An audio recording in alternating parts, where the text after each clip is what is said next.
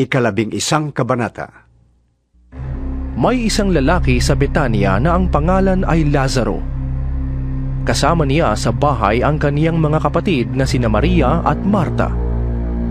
Si Maria ang nagbuhos ng pabango sa paa ng Panginoon at pagkatapos ay pinunasan iyon ng kaniyang buhok. Nagkasakit si Lazaro, kaya't nagpasabi kay Jesus ang magkapatid, Panginoon, ang minamahal niyong kaibigan ay may sakit. Nang marinig ito ni Jesus ay sinabi niya, Hindi niya ikamamatay ang sakit na ito. Nangyari yun upang maparangalan ang Diyos. At sa pamamagitan nito'y maparangalan ang anak ng Diyos. Mahal ni Jesus ang magkakapatid na Marta, Maria at Lazaro. Gayunman, nagpalipas pa siya doon ng 2 araw mula nang mabalitaang may sakit si Lazaro. Pagkatapos, sinabi niya sa kaniyang mga alagad, Magbalik tayo sa Judea. Guro, sagot ng mga alagad, Hindi po ba't kamakailan lamang ay pinagtangkaan kayong batuhin ng mga pinuno ng mga Hudyo? Bakit pupunta na naman kayo doon? Sinabi ni Jesus, Hindi ba may 12 oras sa maghapon? Hindi matitisod ang lumalakad kung araw, sapagkat nakikita niya ang nagbibigay liwanag sa daigdig na ito. Subalit natitisod ang lumalakad kung gabi, sapagkat wala na siyang liwanag. Idinugtong pa ni Jesus, Natutulog ang kaibigan nating si Lazaro.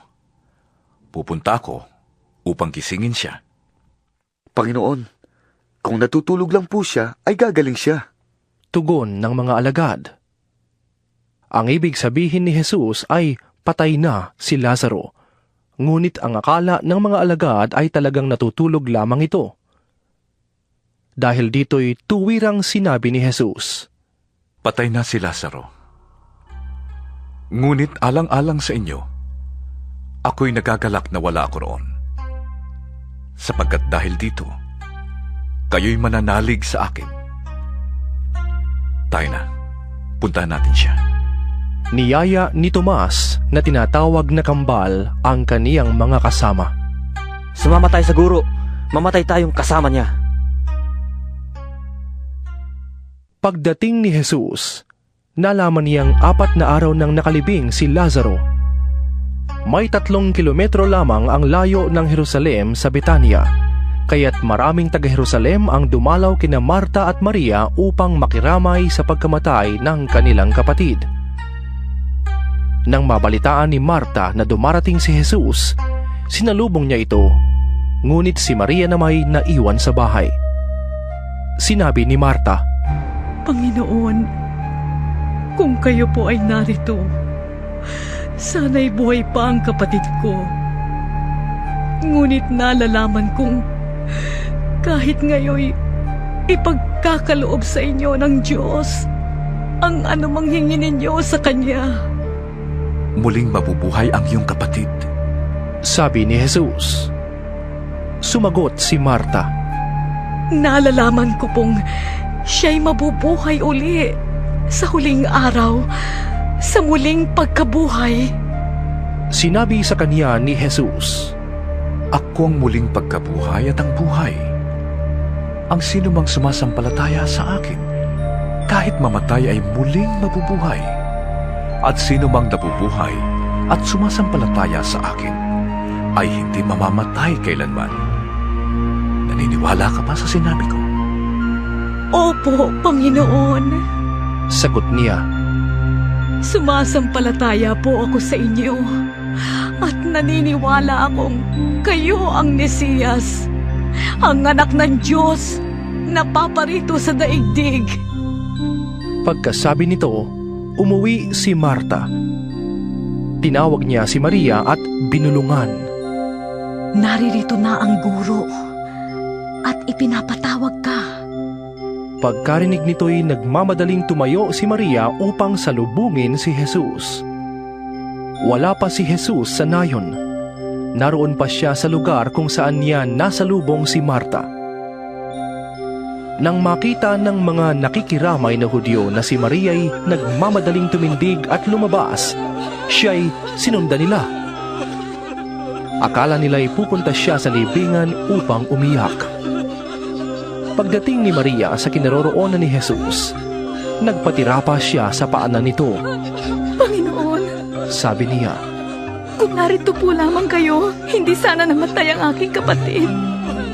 nahabag si Jesus at nabagbag ang kaniyang kalooban nang makita niyang umiiyak si Maria. Pati ang mga Hudyong kasama nito. Saan ninyo siya inilibing? Tanong ni Jesus. Sumagot sila. Panginoon, hali kayo, tingnan ninyo. Umiyak si Jesus. Kaya't sinabi ng mga Hudyo, Talagang mahal na mahal niya si Lazaro. sinabi naman ng ilan, Napagaling niya ang bulag. Bakit hindi niya nahadlangan ang pagkamatay ni Lazaro? muling nabagbag ang loob ni Jesus pagdating sa libingan. Ito'y isang yungib na natatakpan ng malaking bato. Alisin ninyo ang bato. Sabi ni Jesus. Sumagot si Marta na kapatid ng namatay. Panginoon, nangangamoy na po siya ngayon. 4 na araw na siyang patay. Sinabi ni Jesus. Hindi ba't sinabi ko sa iyo na kung mananalig ka sa akin, ay makikita mo ang kapangyarihan ng Diyos? At inalis nga nila ang bato. Tumingala si Jesus sa langit at sinabi, Ama, nagpapasalamat ako sa iyo sapagkat dininig mo ako. Alam kong lagi mo akong dinirinig. Ngunit sinasabi ko ito dahil sa mga taong naririto, upang maniwala silang ikaw ang nagsugo sa akin. Pagkasabi nito ay sumigaw siya. Lazaro, lumabas ka! Lumabas nga si Lazaro na nababalot ng bendang panlibing ang mga kamay at paa at may nakatakip na panyo sa mukha. Sinabi ni Jesus sa kanila, Kalagan ninyo siya at nang makalaya. Marami sa mga Hudyong dumalaw kina Maria ang nakakita sa ginawa ni Jesus at nanalig sila sa kaniya. Ngunit may ilan sa kanila na pumunta sa mga Pariseo at ibinalita ang ginawa ni Jesus. Kaya't tinipon ng mga punong pari ng mga Hudyo at mga Pariseo ang mga kagawad ng Sanhedrin. Anong gagawin natin? Tanong nila. Gumagawa ng maraming himala ang taong ito. Kung siya'y pababayaan natin magpatuloy na kanyang mga ginagawa, maniniwala sa kanya ang lahat. Paparito ang mga Romano at wawasakin ang templo at ang ating bansa. Ngunit isa sa kanila, si Caiphas, ang pinakapunong pari ng mga Hudyo noon, ay nagsabi sa kanila, Wala kayong alam. Hindi ba ninyo naiisip na mas mabuti sa atin na isang tao lamang ang mamatay alang-alang sa bayan kaysa mapahamak ang buong bansa?